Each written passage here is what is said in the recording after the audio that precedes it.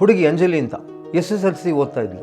ಅವಳ ಶಾಲೆ ಜಿಲ್ಲಾಧಿಕಾರಿ ಕಚೇರಿ ಪಕ್ಕದಲ್ಲೇ ಅದೇ ರೋಡಲ್ಲಿತ್ತು. ಪ್ರತಿದಿನಾನು ಅವಳು ಜಿಲ್ಲಾಧಿಕಾರಿ ಮೇಲ್ಗಡೆ ಟಾಪ್ ಲೈಟ್ ಹಾಕ್ಕೊಂಡಿರೋ ಕಾರಲ್ಲಿ ಸೈರನ್ ಹೋಗೋದು ಮಾಡ್ತಿದ್ಲು. ಅದು ನೋಡಿದ ತಕ್ಷಣ ಅವಳಿಗೆ ನಾನು ಜಿಲ್ಲಾಧಿಕಾರಿ ಆಗಬೇಕು ಅಂತ ಆಸೆ ಆಯಿತು.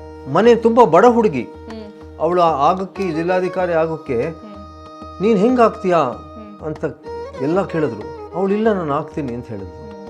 SLC ಪರೀಕ್ಷೆಯಲ್ಲಿ ಫಸ್ಟ್ ರ್ಯಾಂಕ್ ಬಂದು, PUCನಲ್ಲಿ ತಮಿಳ್ನಾಡು ಅವಳು PUC ಫಸ್ಟ್ ರ್ಯಾಂಕ್ ಬಂದು.